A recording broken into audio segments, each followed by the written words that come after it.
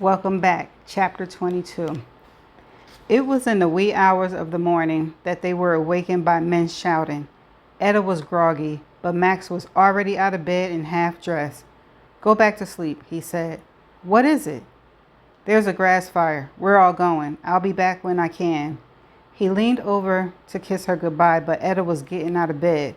You'll need food. Give me an hour and send a wagon back for it.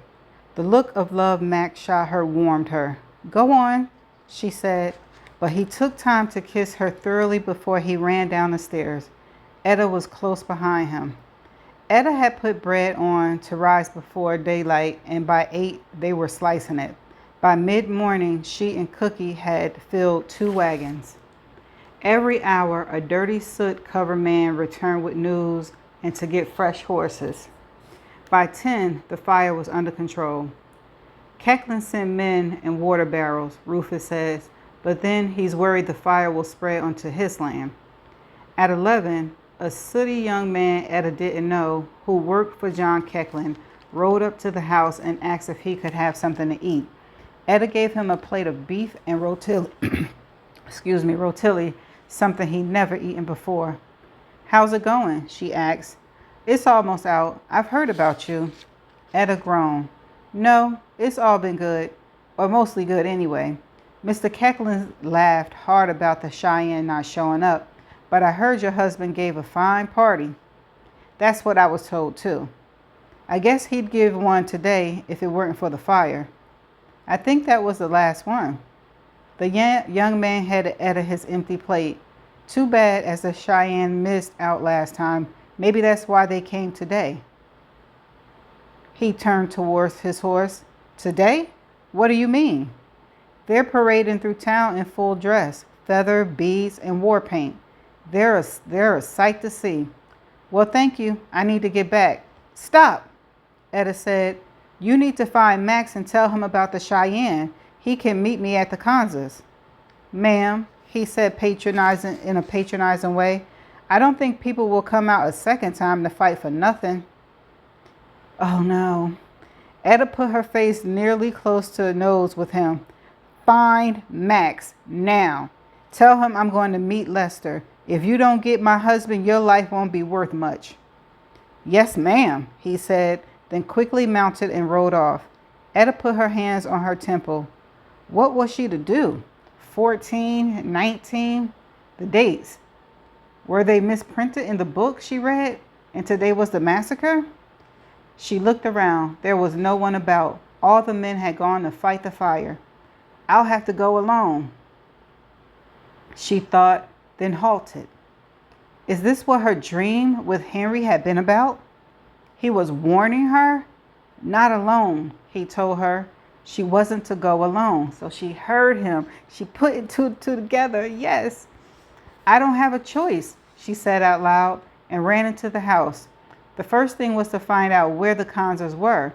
As before, she'd get her father to draw a map. She hadn't checked, but she assumed Tobias was in Max's office, his nose buried in account books.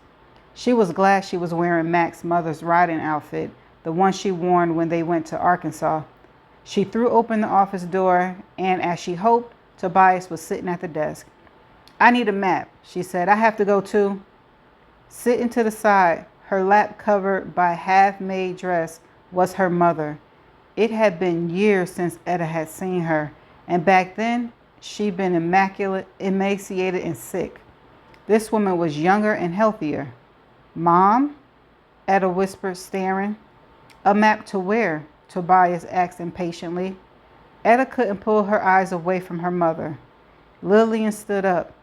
You're Henrietta. Etta swallowed. Her mother always used her full name. In that moment, Etta remembered how her mother had always been the one to take care of them.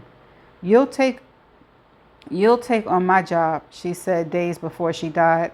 I hope they don't dump it all on you, but they will. She'd taken Etta's hand. Find your own life, my darling daughter. That's my wish for you. Lillian stopped in front of Etta. They were the same height, had the same bone structure. But then Etta had always looked like her mother. Where do you want to go? What do you want? What do you need? To the... Etta cleared her throat. Where the Kansas are. Lillian nodded. I know where that is. Come on. She led the way out of the house. She's not going alone. She's going with her mother. As though she were a child, Etta followed, then stood back while Lillian took over.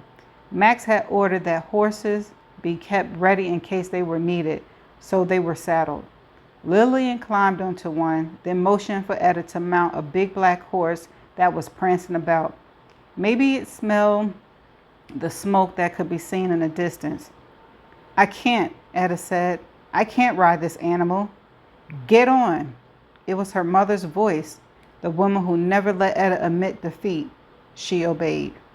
Lillian was a good horsewoman, and Etta worked to keep up with her. She struggled to hold on while her mind ran with thoughts. Henry. She tried to mentally connect with him. Get Max. Tell him to come. It didn't take long to reach the little village. As Etta feared, the tribe were facing each other, bows and rifles at the ready. Max was almost to the house when he saw one of the kids from Kecklin's riding toward him. Did you get fed? Yes, sir, I did. Good. Go help fill the barrels. The young man turned away but then looked back. Mr. Lawton? Yeah? Sorry to say this, sir, but your wife said she was going to go see Lester. Why? Max said. I don't know. The young man looked almost scared, but that was a frequent expression of people who worked for John Kecklin. Max was still staring at him. I asked her if there was going to be another party, and she said to tell you that she was going to see Lester. Maybe she wants to see the Cheyenne. They're here? Yes, sir. They rode through town this morning. They're a fine-looking bunch of... He didn't finish because Max had kicked his horse into a run. Etta and Lillian sat on the horses side by side. They were an equal distance between the two tribes. The Cheyennes were in full glorious battle gear, while the Kansas were in everyday clothing. Quite the contrast. We'll stay here, Lillian said, and she pulled on the reins so her horse stepped back. But Etta dismounted. She was going to do whatever was necessary to stop this from happening. She faced the Cheyenne. This is my fault, she said loudly. I'm the one who helped with the buffalo. I'm the one to blame. From the back, one of the young Cheyenne men, a teenager, lifted his bow and arrow and took aim. Etta didn't see him, but she felt the tension in the air. The Kansas were behind her and the Cheyenne in front, all of them nervous in anticipation. To her right, she saw a movement. It was Lester, the chief, a man she knew to be acknowledgeable and calm no matter what. She turned to look at him, glad he was there. In that instant, Max arrived at full speed. He saw what no one else did. The boy in the back, ready and aiming at Etta. Max leaped down from his horse while it was still running, and he launched himself in front of Etta. The arrow flew through the air. Max! Etta yelled, overjoyed to see him. Between him and Lester, everything would be solved. Peace would be obtained. No one would be hurt. When Max collapsed at her feet, she didn't understand. She just stood there, staring down at him. A hush fell over everyone. Not a person or animal, not even birds made a sound. Lester stopped a few feet away and didn't move. Lillian sat on her horse, utterly still. Max, Etta said, what happened? Did you trip? She just blinked down at him. Lillian came to her and put her arms around Etta's shoulder. Etta shrugged the arm away, then knelt beside Max. His eyes were closed. Max, she cried, but he didn't move. Henrietta, Lillian said, I'm so sorry. Etta saw the arrow sticking out of Max's chest. Blood was at the base. No, this isn't right. She sat down on the ground and pulled at Max's shoulder. It was Lester who lifted Max's inert body so his head was in her lap. She stroked his hair. Please, wake up. We have so much to do. You promised me a trip to Paris, remember? Behind her, The Kanza began to sing a song of mourning. Max, please, Etta whispered, please. Lillian sat down beside her. Mom, Etta whispered, Mom, I can't bear this. I can't do it. I know too well. Etta, came a voice she recognized, and she looked up. The sun was bright, and she wasn't sure what she was seeing, but they all seemed to be there. Alice, Nellie, and Pat. Tobias was behind Lillian. Cornelia and Bert were looking down at her.